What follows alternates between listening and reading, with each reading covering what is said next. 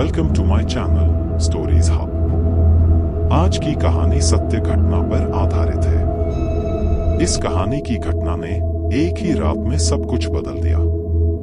यह कहानी है भारत के राजस्थान में स्थित भानगढ़ किले की। भानगढ़ का किला राजस्थान में 17वीं शताब्दी में इस भानगढ़ किले का निर्माण किया गया था। यह किला चारों तरफ से ऊंचे ऊंचे पहाड़ों और जंगलों से घिरा हुआ है।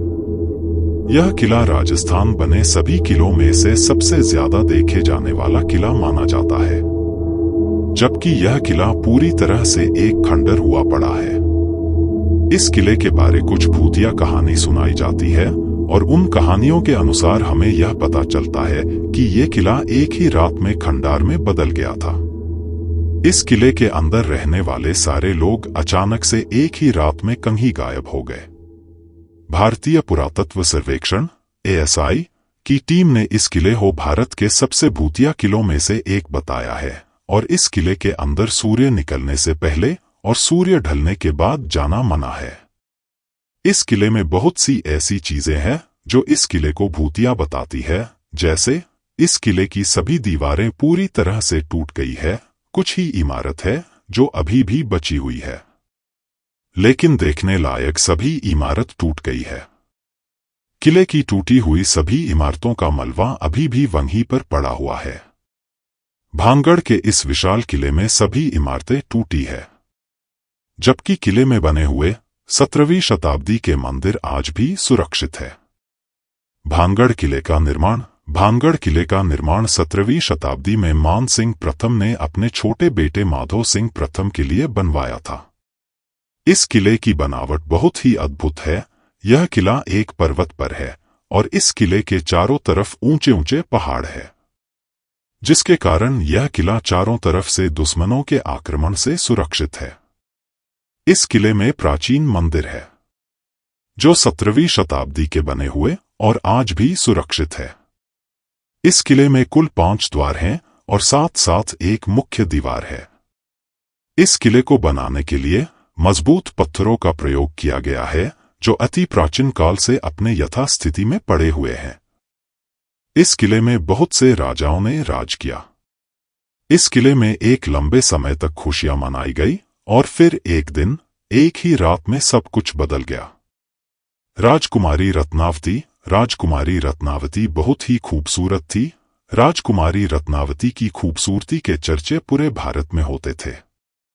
दूर दूर से लोग राजकुमारी रत्नावती की सुंदरता को देखने के लिए आते थे, जिसके कारण राजकुमारी रत्नावती से शादी करने के लिए पूरे भारत से लोग आते थे। एक दिन राजकुमारी रत्नावती अपनी एक दासी के साथ बाजार में घूम रही थी। उसी बाजार में एक जादूगर भी घूम रहा था और उसका नाम सिंगिया था।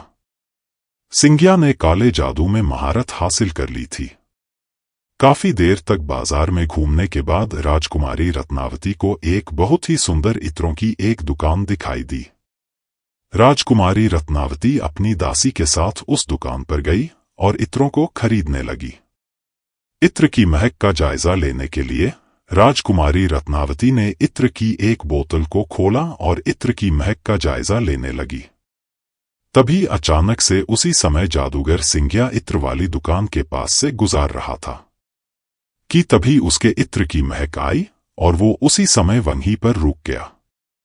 जैसे ही जादूगर सिंगिया ने इत्र की महक सूंघी तो उसने देखा कि बगल वाली इत्र की दुकान पर 2 लड़कियां खड़ी है, जिनमें से एक लड़की ने इत्र की बोतल को खोलकर उसकी महक जायजा ले रही है। जादूगर सिंगिया उस लड़की के पास गया।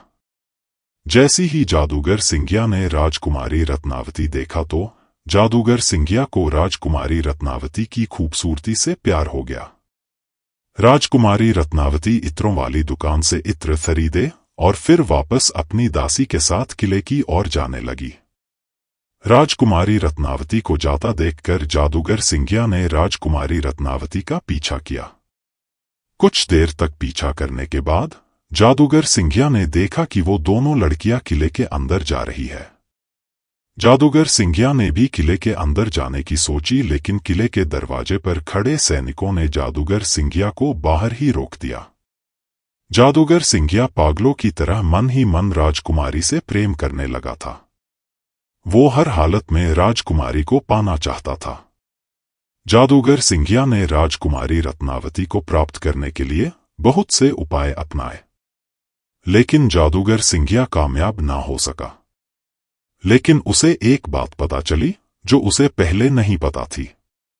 जिस लड़की को प्राप्त की कोशिश वो कर रहा है, वो लड़की उस राज्य की राजकुमारी है जिस राज्य में जादूगर सिंघिया रहता है। जैसे ही जादूगर सिंघिया को यह पता चला तो जादूगर सिंघिया समझ गया कि उसकी इस हरकत का नतीजा की मौत होगा। लेकिन जादूगर सिंघिया राजकुमारी रत्नावती के प्रेम में इतना पागल हो गया था कि उसको अपनी मौत का भी डर नहीं लगा। इत्र की शीशी पर काला जादू। जादूगर सिंधिया ने अपनी एक छोटी सी कुटिया भानगढ़ के किले दाएं ओर वाले ऊंचे पहाड़ पर बना रखी थी। जादूगर सिंधिया अपनी इस छोटी सी कुटिया में अपने काले जादू की तंत्र मंत्र का अभ्यास करता था। एक दिन जादूगर सिंधिया बाजार में उसी दुकान पर गया जहां से राजकुमारी रत्नावती ने अपने लिए इत्र खरीदा था। जादूगर सिंधिया ने उस इत्र वाली दुकान से वैसा ही इत्र खरीदा जैसा राजकुमारी रत्नावती ने अपने लिए खरीदा था।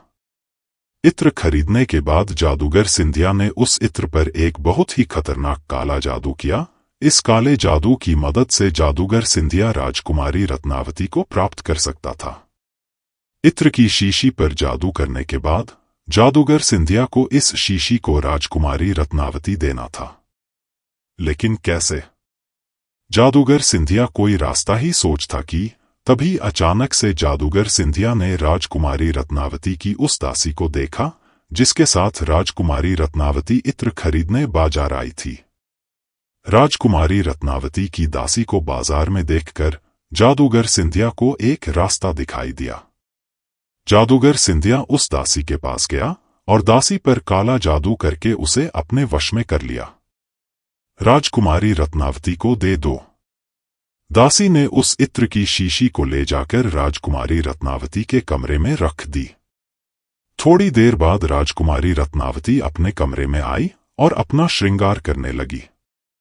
तभी अचानक से राजकुमारी रत्नावती की नजर इत्र की शीशी पर पड़ी। राजकुमारी रत्नावती ने उस इत्र की शीशी को उठाया। जैसे ही राजकुमारी रत्नावती ने उस इत्र वाली शीशी को खोलने की सोची तभी राजकुमारी रत्नावती को उस इत्र की शीशी पर हुए काले जादू के बारे में पता चल गया। राजकुमारी रत्नावती को काले जादू का अच्छा ज्ञान था।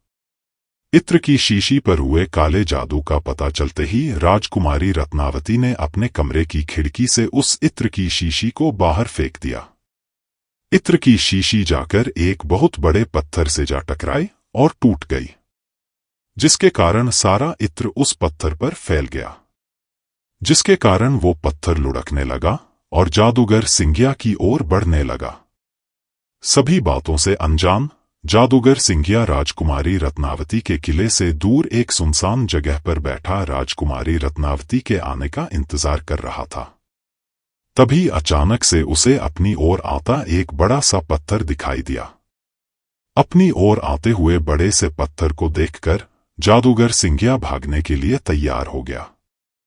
लेकिन जादूगर सिंघिया ज्यादा दूर नहीं भाग सका और पत्थर के नीचे दबकर मर गया। लेकिन मरने से पहले जादूगर सिंघिया ये जान गया था कि इस पत्थर पर किसी ने जादू किया है।